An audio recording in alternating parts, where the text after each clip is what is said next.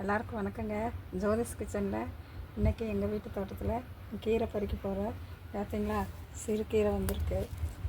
இது பறிச்சுக்கலாம்.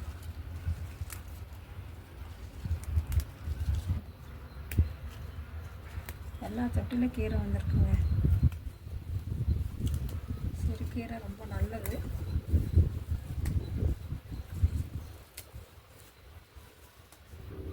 அரைக்கீரை வந்திருக்குங்க இந்த தொட்டியில். அரைக்கீரை, சிறுக்கீரை எல்லாமே நம்மளுக்கு உடம்புக்கு நல்லது.